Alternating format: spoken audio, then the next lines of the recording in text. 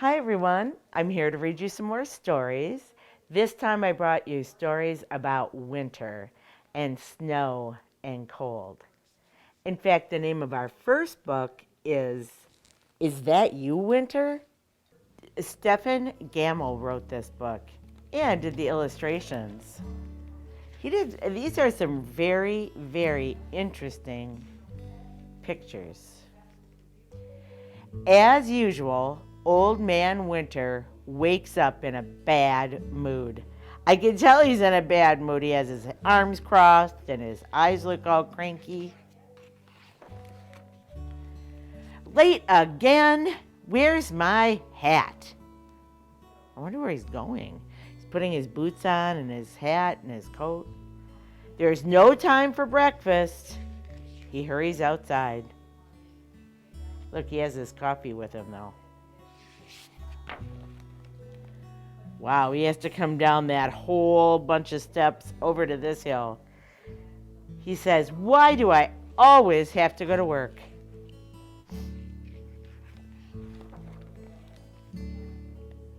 You ready? And once again, he's off. Look at his truck is flying.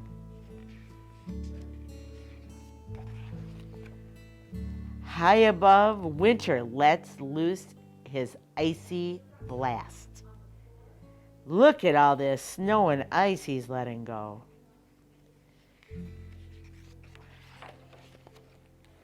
There's his truck.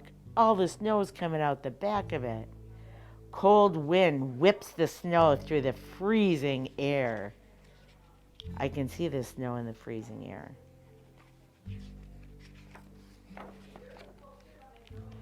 Wintertime is here. It does look wintry. Look at all the snow on the ground and all the snow coming out of his truck.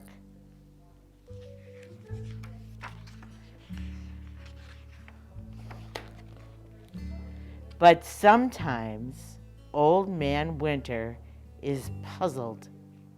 That means he's confused. He's not sure what's going to happen. Who do I make it snow for? Look, he looks confused. Who do you think he makes snow for? Cold and tired from his morning work, he goes for lunch. He's going to go home to his home to eat lunch, it looks like. Oh, he's climbing up the stairs.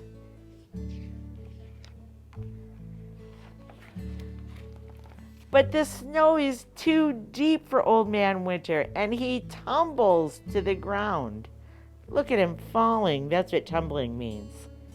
And he's all the way down. I can see the snow on his mittens.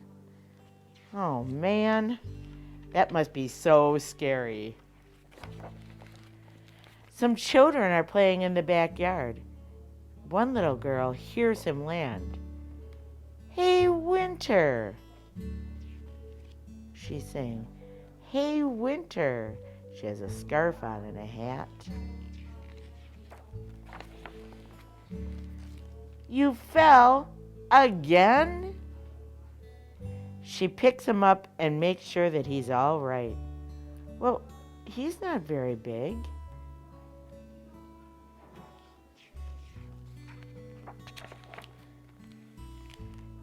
This little boy says, "Do you still have that ratty old doll?" "Yep. So old he's fallen apart," the other friend says. "He's Old Man Winter, my friend, and he is not ratty." Oh, Old Man Winter must be that doll.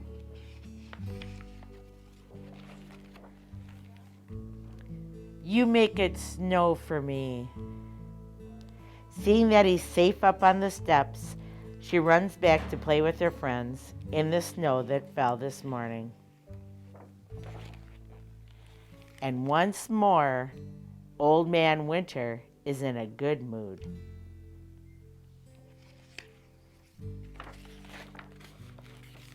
The end. I didn't know that Old Man Winter was going to be a doll. I thought he was going to be an old man. I have another book about snow, but this one is about a cat and a mouse, and that's the name of it, Cat and Mouse in the Snow. That title definitely talks about what's on the picture.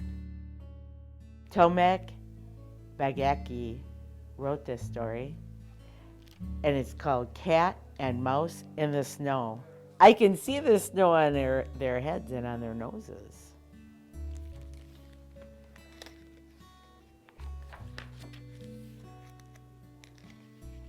You can see they're looking at the words. A curious little mouse and a curious little cat sneaked out very early one morning to play in the green meadow as they did every day. But on this day, the world around them looked very different. It was all white.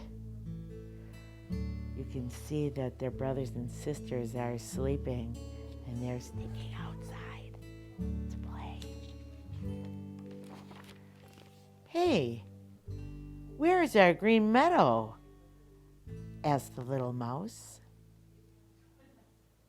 It's gone, said the little cat. Let's go find it. I wonder where the meadow went.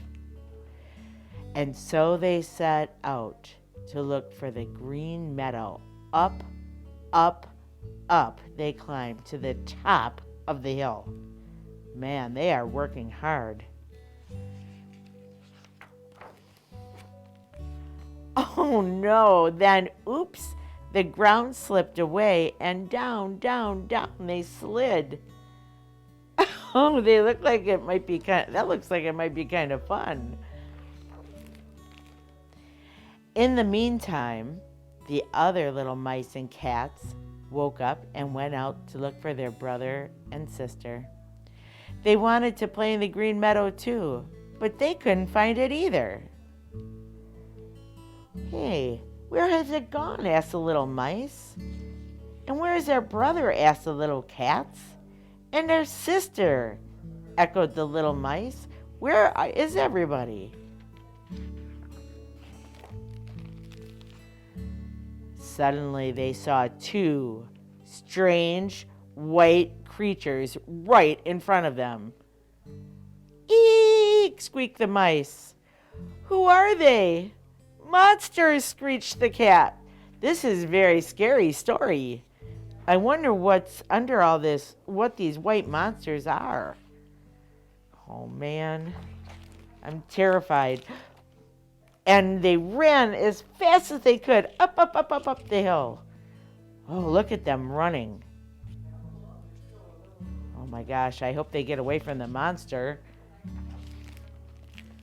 Then, oops, the ground slipped away and down, down, down they slid to the bottom of the hill. Oh no, back to the monsters.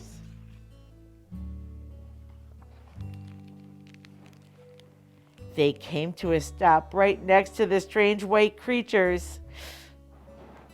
There they sat, 3 mice and 3 cats, covered with snow. They weren't monsters at all. They looked at themselves, they looked at one another, and they burst out laughing. They all looked like white monsters now, and they knew that the green meadow hadn't gone away. It was just now a snowy meadow. You can see them all looking at each other now. Now I can see that that's a cat and that's a mouse. And they began to play. They slid down the hill. Whoosh! Look, there's 2 mice and 1 cat, and 2 cats and 1 mouse. They look like they're sledding down the hill. This looks pretty fun. And they threw snowballs Oh my gosh, look at how big that snowball is. And they played and played until their coats were wet and their paws were cold. And then they went back home. They talked far into the night about how much fun it was to play in the snow. And they hoped the green meadow would stay white for a long, long time. You can see them playing in the snow. They had a very fun time playing outside in the snow. The end. I have another book about snow. This one is about a snowy day, and it's called A Perfect Day. Karen Berger wrote this one. I can see that there's people playing in the snow on the cover of this book. I want to see what they're doing. Well, we'll have to read it. Hey, footprints. A perfect day. It snowed and snowed and snowed and snowed. I can see all the snowflakes. The whole world was white. Everything does look pretty white. Even the tops of the trees are white. Oh. Emma got to make the first tracks in the snow. This must be Emma. She has a coat and a hat and boots and mittens because she's playing outside, so she knows how cold it is.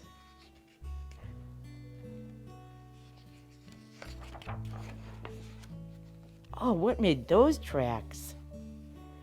But Leo whooshed by on his skis. See, there's like skis. He has poles.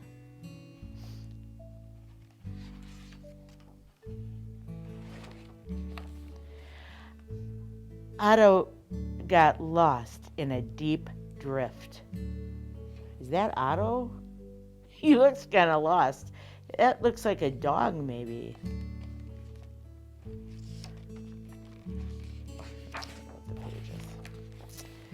Sasha and Max showered Oscar with wild flurry of snowballs. Oh no, look! Sasha and Max showered Oscar, who must be under the umbrella, with all these snowballs. They're flying everywhere. While Willa climbed to the top of a big mountain.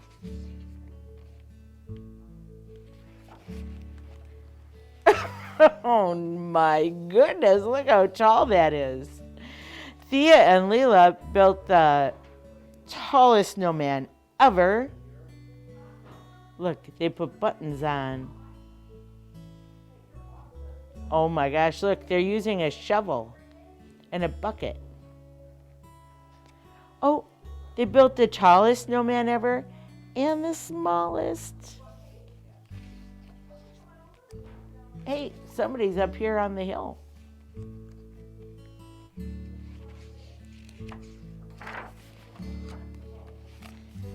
Mickey made the very best snow fort with Sasha. Look at this snow fort. Oh, and there's the snowman and the tracks.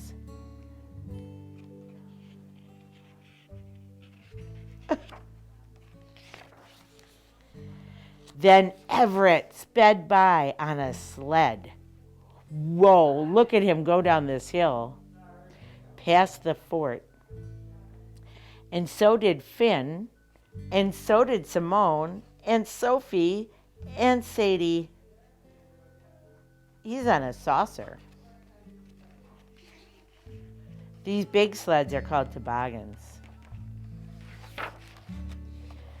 Oh my goodness, look what's going on out now. Nick and Anya spun loop-de-loops on the frozen pond. They were ice skating. Look at the dog is ice skating too.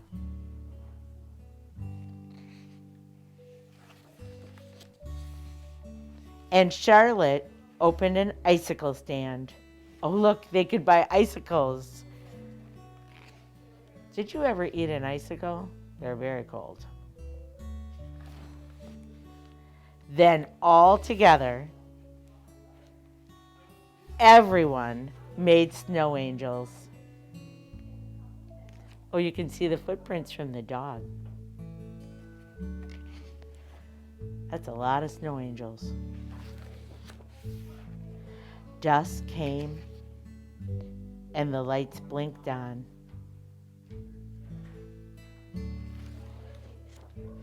It was time to go home to warm hugs and dry clothes and steaming hot chocolate.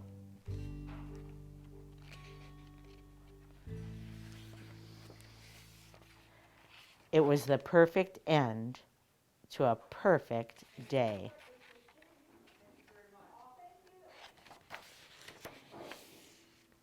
The end. It looks like they had a very nice time out in the snow.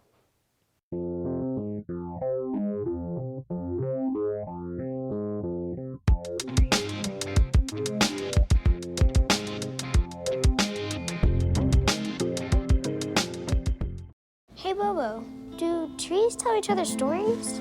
I'm sorry, I'm afraid I don't know that. Hey, why don't we go find out?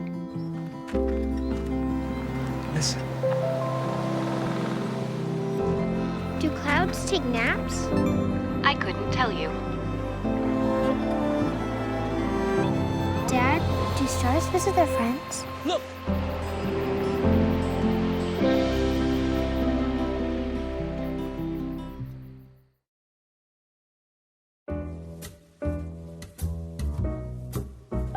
We here at OCTV cover the local events and government meetings of Oxford, Addison, and Leonard. We also produce and edit programs for you viewers out there. With the leadership of our station manager, Bill Service, we have been a very successful team, winning awards from the state of Michigan for Best Electronic Media, giving attention to our local veterans.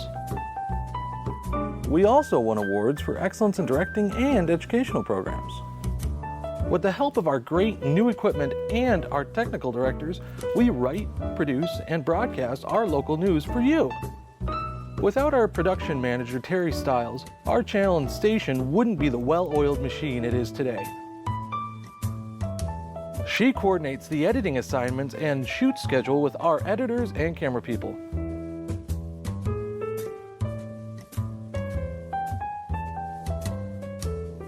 OCTV and its communities make a great team.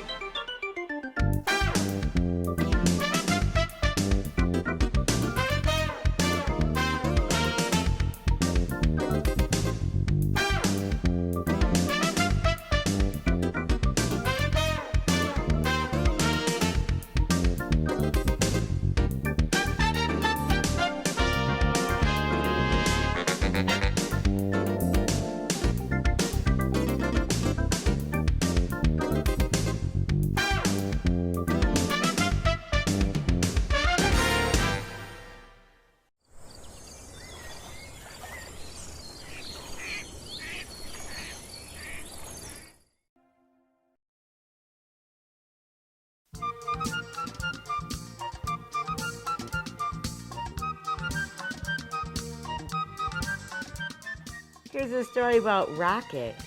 And it looks like Rocket is going to learn to read. Look, there's a bird reading a book on his nose. I got to read this story. Okay, the story is called How Rocket Learned to Read. And Tad Hills wrote this book. And I think he drew the pictures too. Rocket loved to play. He loved to chase leaves and chew sticks. He loved to listen to the birds sing. My dog likes to do all those things too.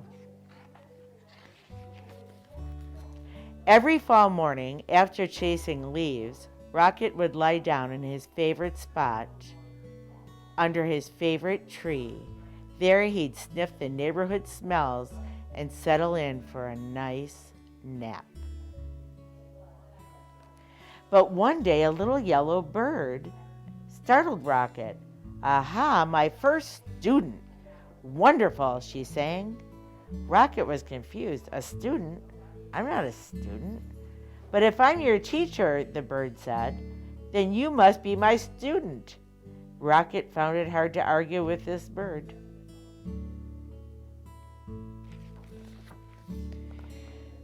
"I'm so glad you saw my sign," the bird chirped.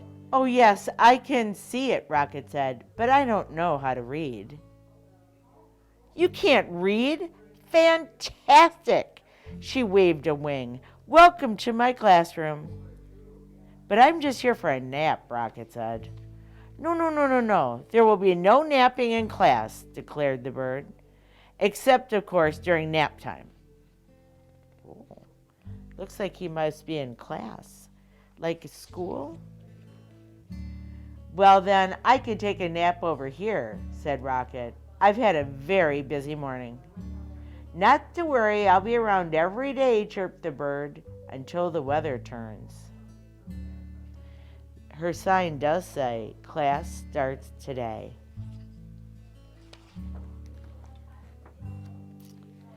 As Rocket breathed in the crisp air, the little yellow bird hung a banner.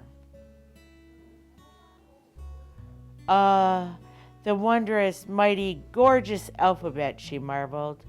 "This is where it all begins. This is the alphabet: A, B, C, D, E, F, G, H, I, J, K, L, M, N, P."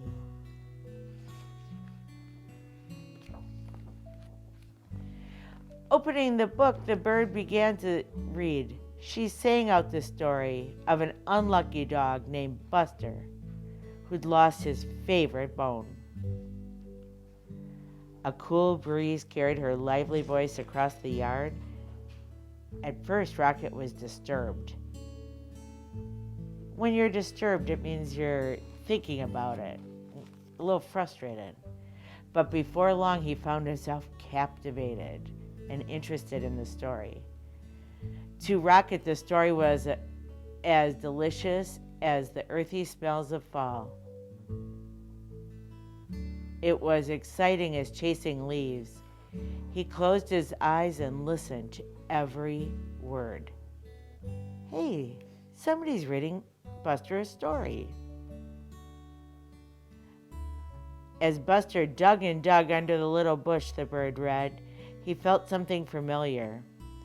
Rocket waited. Was it the bone, he wondered? It was quiet. Was it the bone, he called out to the bird? More silence. Was it the bone, he hollered? Suddenly he was rushing to the tree. Well, was it? But the little yellow bird was gone. Oh my gosh. How is Rocket ever going to find out what happened to Buster? The next morning, Rocket arrived early. At last, the little bird appeared. Hello, how wonderful to see you in class, she chirped. I can tell by your wagging tail that you're well rested. I'd like to hear the end of the story, please, asked Rocket. That seems like a fine way to start the day, chirped the bird. She gave Rocket a name tag and began to read. A name tag is a sticker that someone puts on you that has your name on it. Every day, Rocket returned to the little yellow bird's classroom. In the morning, the bird taught him a new letter until he had learned all the wondrous, mighty, gorgeous alphabet. Together, they sang out the sounds that each letter makes and spelled the sounds that they heard around them. When, with a G and many R's, they spelled Mr. Baker's growl. Grrr. This must be Mr. Baker.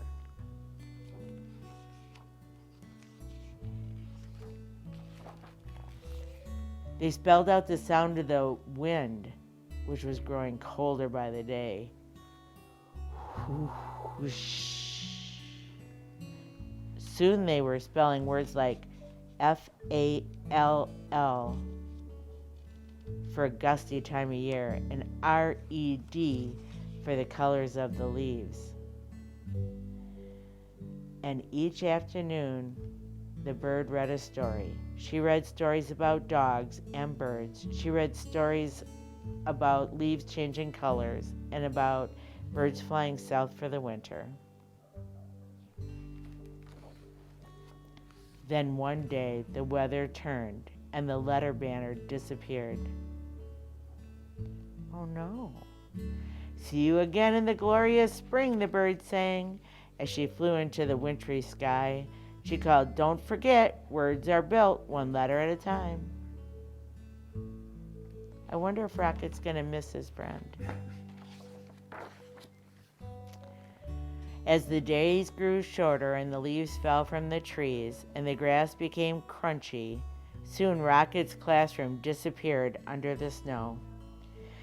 He remembered the little yellow bird's alphabet and practiced his letters. Oh, look, he's running to make the letters. He made an A and a B and a C. Oh my goodness. Rocket thought about the bird's sweet chirp while he sounded out words like dig, dig, and wind, like wind, and cold, like cold. He made new friends and spelled their name. Hello, Emma. Hello there, Fred. He spelled everything. Sun, melt.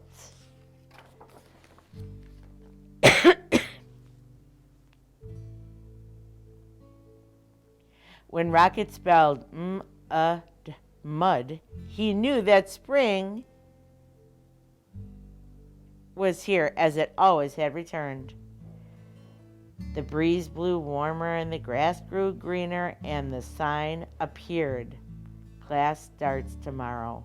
And he knew what it said. I think he can read it. Early the next morning, Rocket rushed to his classroom. As he waited, he spelled wag, because his tail's wagging. Soon the little yellow bird arrived. Aha, my star student, she sang. How wonderful to see you. I can tell by your wagging tail that you are ready for class. Now the sign says, welcome back, Rocket.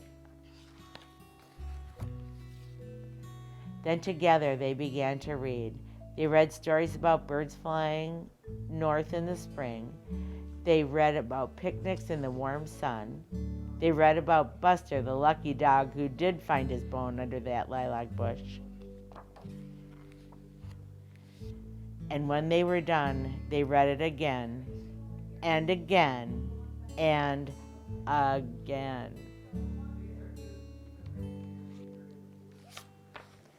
The end. Look at Rocket's taking a rest right on the books. I'm so glad that you could come and read with me today. I was happy to read you a story.